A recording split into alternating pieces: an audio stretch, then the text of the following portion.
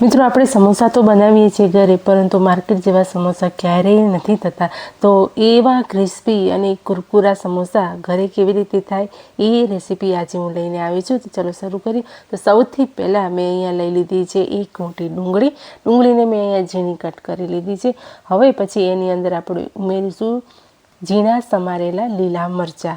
એ મરચાં તમારે ટેસ્ટ મુજબ તમારે નાખવાના છે. અને હવે મેં અહીંયા લઈ લીધી છે આદુ અને લસણની પેસ્ટ. એક ઇંચ અડધો ઇંચ જેટલો મેં આદુનો ટુકડો અને 5-6 અહીંયા લસણની કળી લીધી છે. અને એક નાની ચમચી કાળા મરીનો પાવડર લીધો છે.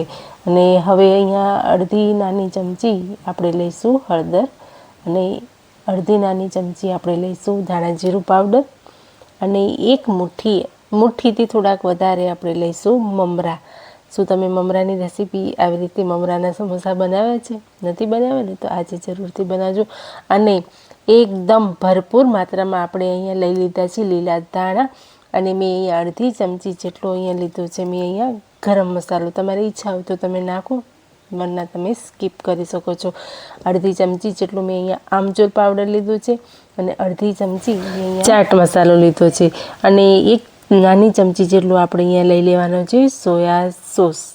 એટલે સરસ એવી એની પણ ફ્લેવર અલગથી આવશે. અને સ્વાદ અનુસાર આપણે નમક લેવાનું છે, અને એક નાની ચમચી જેટલું આપણે અહીંયા કશ્મીરી લાલ મરચું લઈ લેવાનું છે. મરચું તમારા ટેસ્ટ મુજબ લેવાનું છે, કોઈને વધારે જોઈતું હોય તો વધારે નાખી શકો છો.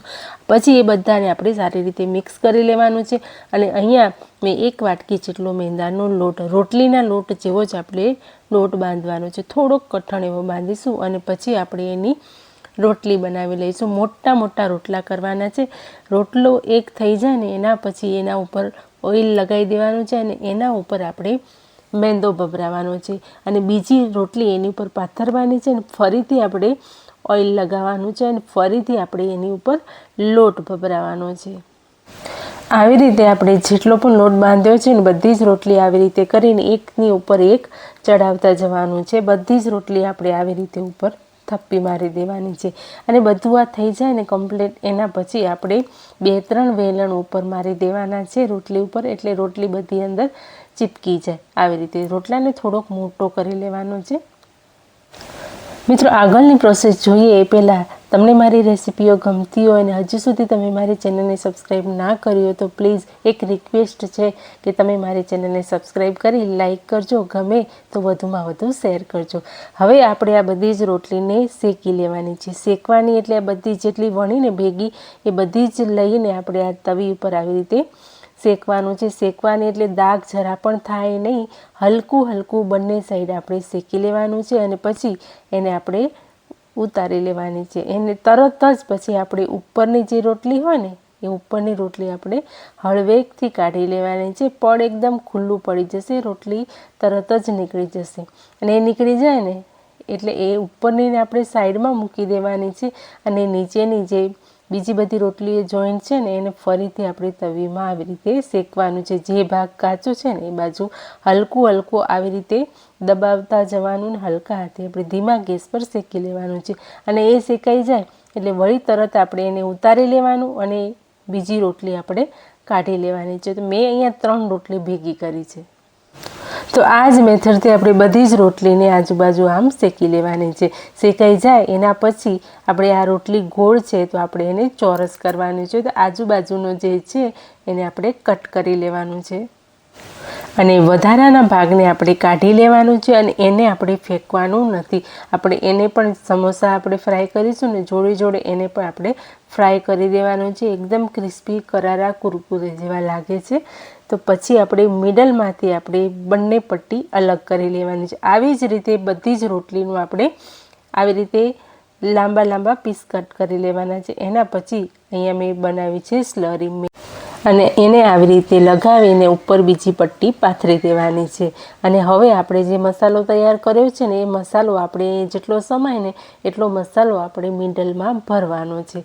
એટલો ટેસ્ટી લાગે છે મિત્રો, ના પૂછો વાત. અને એકદમ ઇઝી છે, ફટાફટથી બની જાય એવી આ રીત છે. આ હું તમને બતાવું છું તો આટલો સમય લાગે છે, બાકી જરા પણ લાગતો નથી. અને પછી બધી બાજુ જેટલું આપણે અહીંયા ચોરસ દેખાય છે ને બધા જ ખૂણામાં આજુબાજુ આપણે આ સ્લરી લગાવી દેવાની છે. મિત્રો પટ્ટી સમોસા તો તમે બનાવી જ હશે કે ખાધા હશે. પટ્ટી સમોસા કેટલા ક્રિસ્પી હોય ને એનાથી પણ આ એટલા ક્રિસ્પી બને છે, એકદમ પોચા અને ક્રિસ્પી. તમે ખાઓ ને તો એકવાર ખાશો તો કાયમ આવા જ સમોસા બનાવશો અને ફટાફટથી બની પણ જાય છે, કોઈ પ્રોસેસ એટલી લાંબી પણ નથી. અને પછી આપણે આવી રીતે બધી સાઈડથી આને આવી રીતે ફોલ્ડ કરવાનું છે, બધી બાજુથી ચીપકી જશે અને જરા ખુલશે પણ નહીં. તમે ફ્રાય કરશો ને તો જેટલી પણ રોટલીના જેટલા પણ આવી રીતે પીસ બન્યા હોય ને બધા જ આવી રીતે સમોસા બનાવી લેવાના છે અને ગભરાયા વગર આપણે આને ફ્રાય કરવાના છે. તેલને આપણે એકદમ પહેલાં ગરમ કરવાનું છે, એકદમ હાઈ ફ્લેમ પર. અને જેવો આપણે સમોસો અંદર તેલમાં નાખીએ ને તરત જ લો ટુ મીડિયમ ફ્લેમ કરી દેવાની છે અને હલકા બ્રાઉન ગુલાબી રંગના થાય ને ત્યાં સુધી આપણે આને ઉલટ સુલટ કરીને ફ્રાય કરવાના છે. બધા જ આવી જ રીતે આપણે ફ્રાય કરી લેવાના છે. અને હા, જે પટ્ટીઓ સાઈડની આપણે કાઢી છે ને એ પટ્ટીઓને પણ એવી જ રીતે આપણે તળી લેવાની છે. અને પછી એના ઉપર કોઈ પણ મસાલો તમે છાંટી શકો છો. મરચું અને સંચર તમે જો છીડકશો ને તો ખૂબ જ ટેસ્ટી લાગે છે. તો અહીંયા બધા જ આપણે સમોસા આવી રીતે તળી લીધા છે. મિત્રો, આ સમોસાને તમે ચા સાથે કે સોસ સાથે ખાઈ શકો છો, ખૂબ જ ટેસ્ટી લાગે છે. તો મિત્રો, આજની આ સમોસાની રેસીપી તમને કેવી લાગી? જો ગમી હોય તો ફટાફટથી કોમેન્ટ સેક્શનમાં જણાવી દેજો. અને હા, જો તમને ના ગમી હોય ને તો પણ કહેજો તમે કયા ગામથી શહેરથી મારા વિડીયો જોઈ રહ્યા છે એ તમારા નામ સાથે મને જરૂરથી જણાવજો. મને જાણીને ખૂબ જ આનંદ થાય છે. તો મિત્રો, મળું છું આવી જ કોઈ નવી રેસીપી સાથે.